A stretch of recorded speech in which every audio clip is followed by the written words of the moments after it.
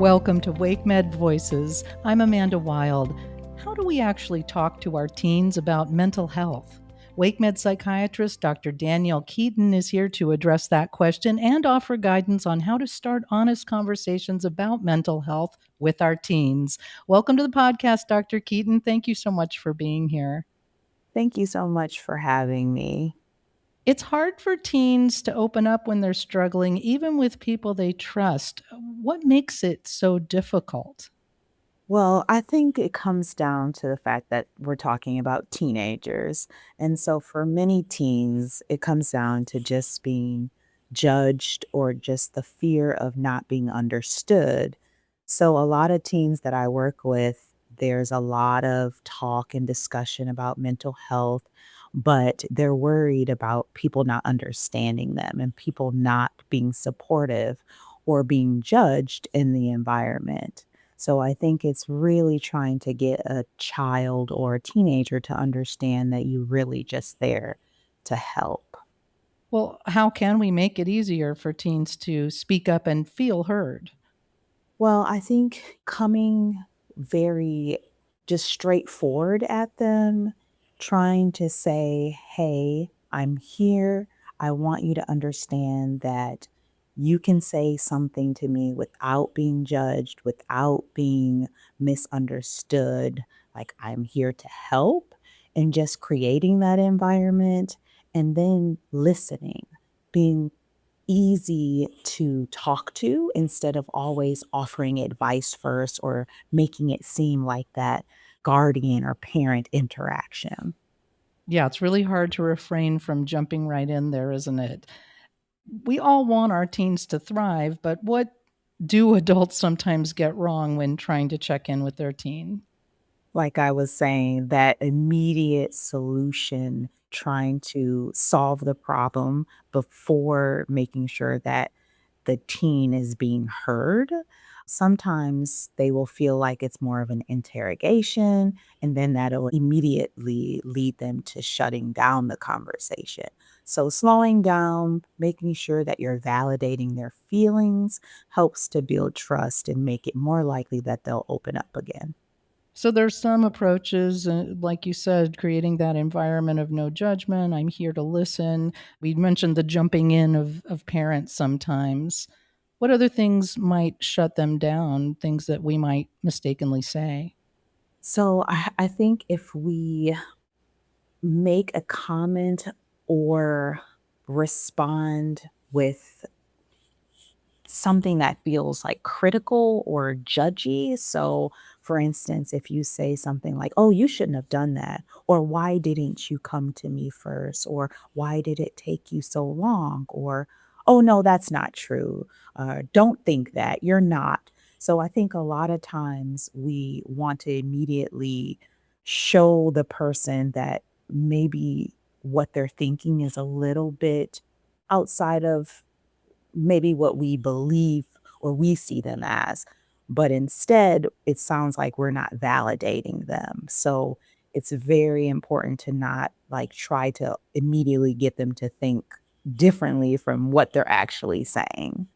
It sounds like it's just so important for teens to really feel listened to really feel heard. And it's just so hard for adults to refrain, to just check in and listen and really listen. For parents who are really trying to create that open environment, nevertheless, are there some early warning signs families should watch for that might suggest a teen is struggling emotionally? Yes.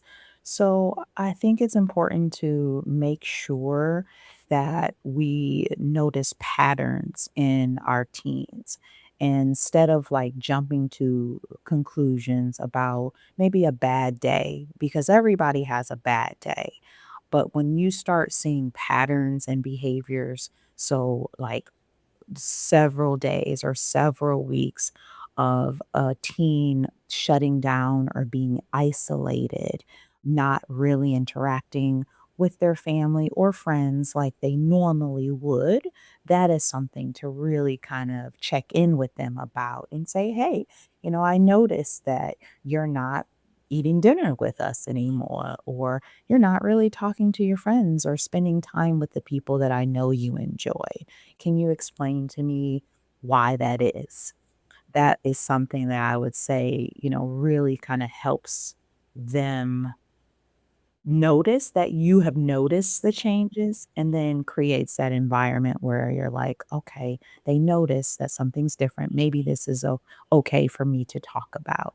So I would say, yeah, noticing those patterns and that those shifts in emotions, the withdrawal, the isolation, or maybe just the mood change with a small, it may not be sadness, but it could be a little more irritable or on edge.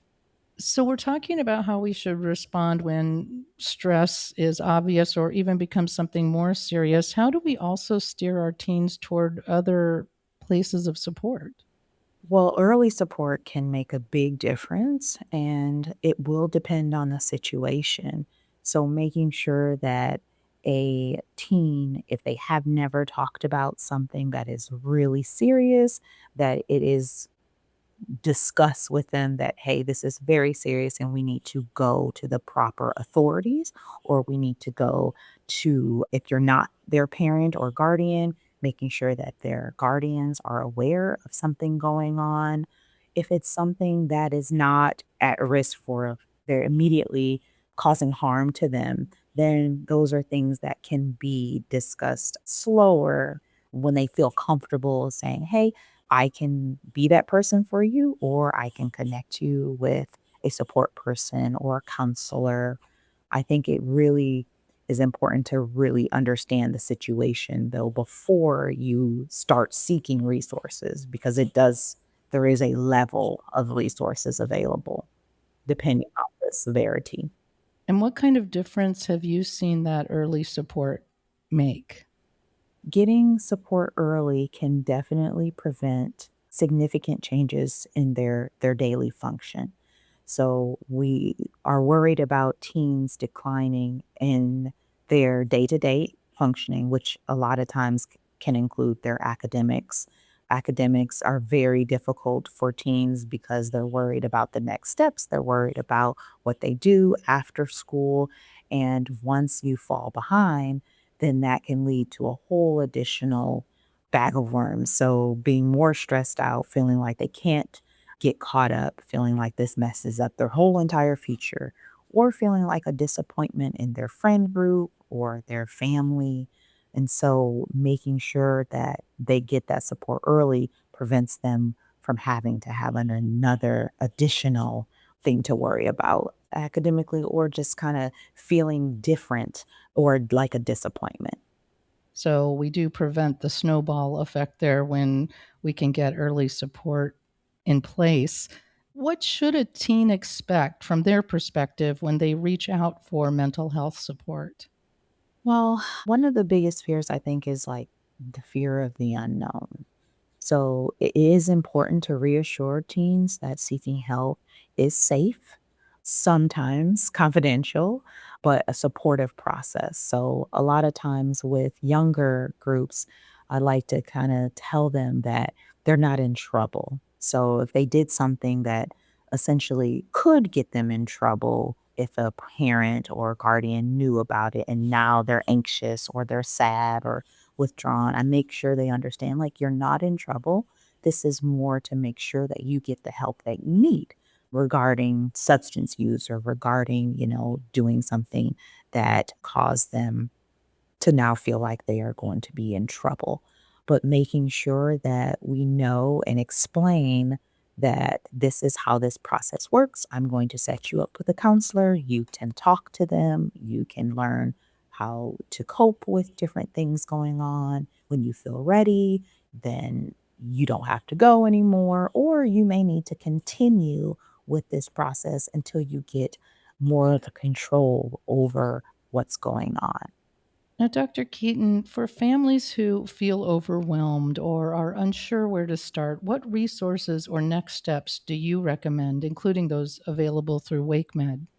I think starting the conversation is definitely the first step, and it doesn't require the perfect words. So just showing up and listening and creating that space for honesty So we can just reduce the stigma, making sure that you're building the trust and helping the team feel comfortable to seek the care that they deserve. And then knowing the resources available in our community is very critical to making sure that our teens, as well as their friends or other people, are able to get the help that they need. At WakeMed, we definitely are a large hospital system, but we are a very community oriented system. So we have resources available just by going to WakeMed's mental health and well-being, connecting with our department. We can always help someone find resources. A lot of time at WakeMed, though, our time is spent seeing those who are in emergency need or acute crisis. So knowing when to escalate the situation to get the help in a acute crisis is very important. Dr. Keaton, thank you so much for this important information on how to get started and how to create openings for conversations to support our teens. You are so welcome. I was happy to do it. Thank you so much for having me. Dr. Danielle Keyton is a psychiatrist at WakeMed Mental Health and Wellbeing. For more information, go to wakemed.org/conversations. If you enjoyed this podcast, please share it on your social channels and check out the entire podcast library for topics of interest to you. This is WakeMed Voices. Thanks for listening.